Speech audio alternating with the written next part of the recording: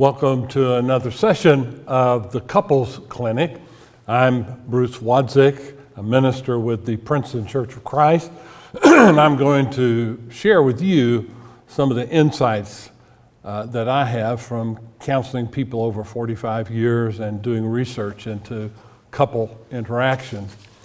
Our specific focus tonight is about couples communicating, and we want to examine the rule of reciprocity.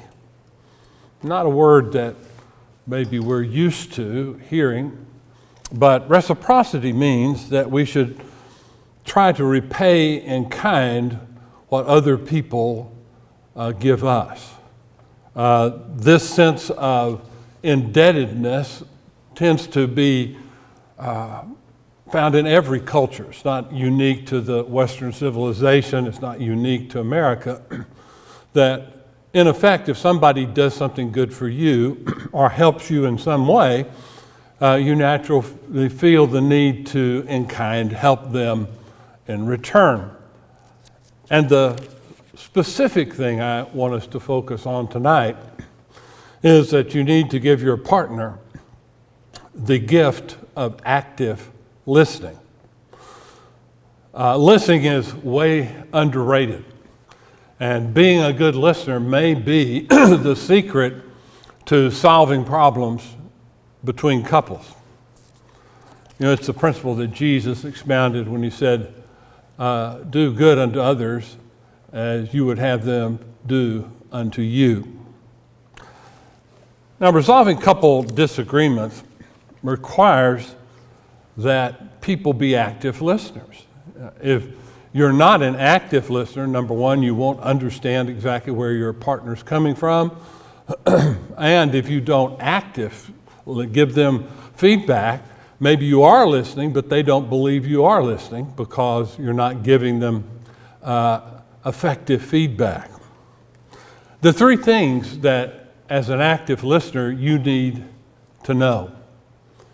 What does your partner believe on whatever the particular problem issue is that you have a difference of perspective? Well, what do they believe? And then, even more important, why do they believe what they believe about this particular issue? You need to explore their reasons, the sources for their belief. And finally, where do we agree? Among all the things that they say, is there some common ground? Is there things that you can agree to in general? For example, one partner decides it's time to get rid of their present vehicle, to trade it in, to sell it, and to buy another vehicle. That's the issue, and yet the couple disagree on what particular vehicle needs to be purchased, and maybe sometimes even disagreement on selling the particular car. Well, I think we can keep it running for a couple more years. The other party says, yeah, but it's going to cost us a lot of money, and it's going to be very inconvenient because it's getting older, and we're going to have to put it in out of the shop a lot, so I don't really want to postpone this. I want to do this now. So again, couples disagree about one person getting rid of their present vehicle and purchasing another one. You need to discover what each person believes, why they believe it, and then see, do you have common ground? Perhaps your common ground is that both of you agree this vehicle is aging and has a lot of miles on it and is going to be increasingly expensive to keep running. And so maybe both agree it's time for a new vehicle, but you don't agree at all on what that type of vehicle that should be, or maybe the amount of money that you're willing to spend at this particular time. Whatever it may be, finding common ground is important as well, as understanding why you disagree. Now, there are a variety of obstacles to hearing what our partner believes. And unless we face these obstacles in ourselves, we'll find that we're unable to effectively communicate to our spouse that we've heard what they've said and understand them. Number one is that we're overly optimistic about our listening skills. I'm a great listener. I understand exactly where my partner's coming from, even though that may not be the case. So don't be overly optimistic. This is something you have to work at, and you can always get better at active listening. Secondly is we all have a tendency, if we've been in a couple relationship for a period of time, to think, well, I know where they're coming from. So you start off with a prejudgment. They start to talk about, oh, we're talking about the car. Oh, I already know. You want to get rid of that car. You want some flashy new car. I don't think we can afford that. Blah, blah, blah, blah, blah. Well, don't be too quick to prejudge it. Because if you do, you're going to come across to your partner as if, I'm not really listening to you. I already know what you're going to say, so let's forget what you have to say, and I'm going to tell you what's really important, which is what I have to say. I'm the expert here, and I know what you need to do. That's not going to be effective. Also, the quickness of our reaction, sometimes cutting our partner off while they're still talking. This is a bad habit that couples get in. Your partner's talking and you think, I know where you're going with all this. I've heard all this before. So you cut them off right in the middle of what they're trying to say because, of course, what you're saying is going to be much more important than anything they have to say. Besides, I know what you're trying to say. Oh, I've heard this 1,000 times. But it's that kind of attitude. Even if you know exactly what they're going to say, no one likes people cutting them off, not giving them a full listen. Nobody likes that. And so maybe just being rude like that will cause your partner to be uncooperative. So don't do that. That's an obstacle. Another one is ambushing your partner to argue your case. So in other words, you pretend to be a listener by asking a question or two, but you're really asking those questions because you think you know what they will say. And when they say that, you're going to critique them. You're going to say, aha, I caught you. You said this, you said that. Now I'm going to point out that that's a ridiculous position. So don't be an active listener with an ulterior agenda. Being that I'm trying to get you to mess up. I'm playing Judge Judy where I'm going to ask you a couple of questions and then call you stupid. That doesn't work in a couple relationship. Also, conversational narcissism interferes with this too. What do we mean by conversational narcissism? Well, it's that you like to hear yourself talk. You're not really interested in what anyone else has to say. And so you think if there's a conversation, you ought to be doing most of the talking.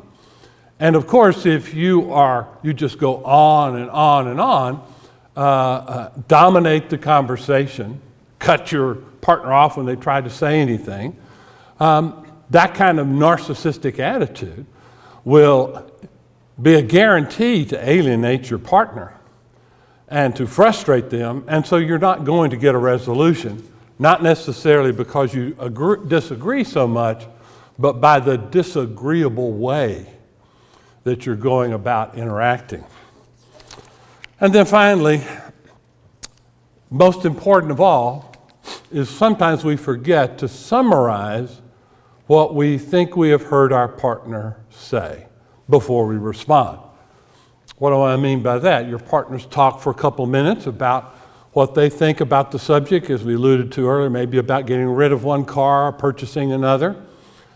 Instead of, when they stop talking, you immediately going on the offense and responding and telling their partner exactly how you see the subject.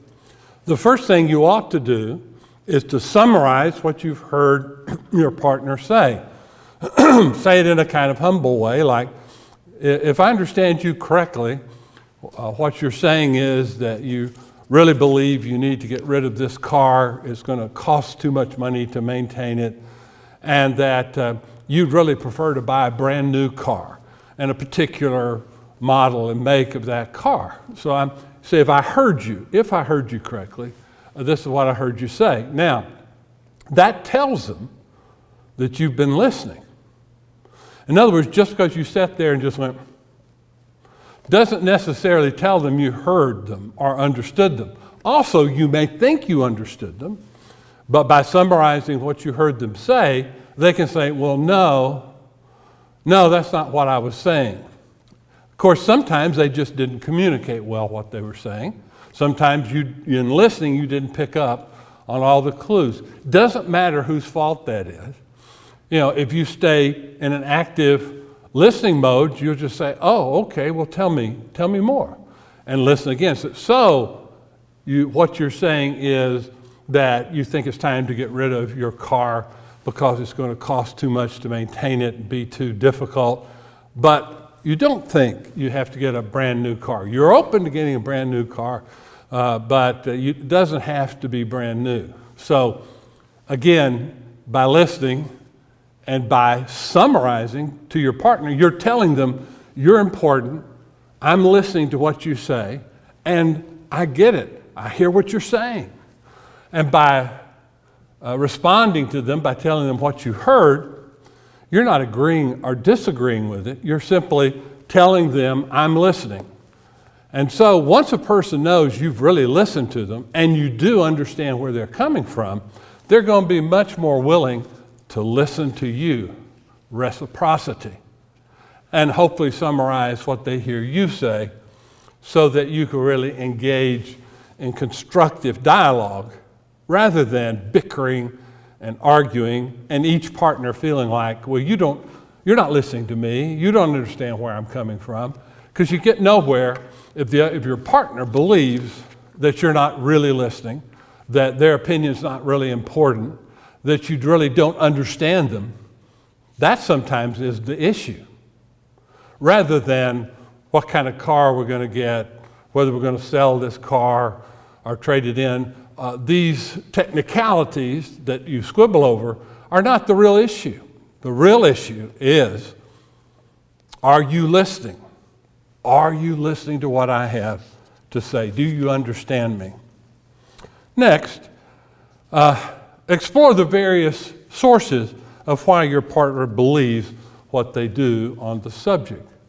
In other words, you need to know why they believe the things they do about the subject. So part of that is, where did they get these ideas from? For some people, it'll be influential people. Maybe they have a very good friend that they view as a really astute when it comes to purchasing cars and knowing which cars are the best cars. And so they have a great deal of respect in this person, and this person told them, you need to get rid of that car and you ought to buy X car and make. So that may be the reason why they want to do what they want to do. So it's important to know why they believe this. Or perhaps it comes from their family of origin. Well, my family always bought Toyotas, or my family always bought Buicks. When I was growing up, we didn't have so many foreign cars, but I remember my dad always bought some kind of Buick, and he had his own rationale for it. But the point was, I grew up with that being the car that was always purchased, whether for dad or mom's car, either one. They always bought Buicks. So you could be just somebody that grew up in a family that always bought this car and somehow lauded the benefits of this particular car. And so now you want to buy a particular make of car, a Honda, a Toyota, a particular type of that, because your family always purchased that. So if that's the reason why someone believes what they do, it's important to know, because you can begin to reason better, understand the sources. Or maybe it's just their life experience. Say they bought a particular car and they found it ran well, it didn't require a lot of maintenance, they got a lot of miles out of it, and they felt it was comfortable and easy to drive. So their experience is, well, I've tried this particular thing a couple of times, So therefore, I don't see any need to change now. It's my own life experience. And so you need to know. Remember that the goal is to see the issue through your partner's eyes. Until you can see it like they see it, understand why they see it this way, until you do that, any kind of other communication or offering an alternative way to look at things is going to be unsuccessful, because you've got to understand their own rationale for what they want to do or not do in a given situation. Also, it's very important for us to, as we are active listeners, to validate your partner's perspective without necessarily agreeing with it. Now listen, validating your partner's perspective without necessarily agreeing with it.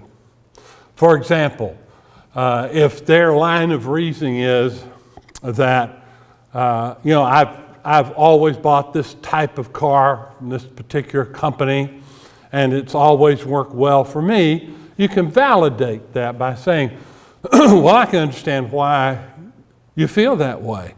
You've really had good experience with this particular car, Toyota, a Honda, a Cadillac, whatever it may be. And so you can validate it by saying, I understand why you feel that way or how you think about this.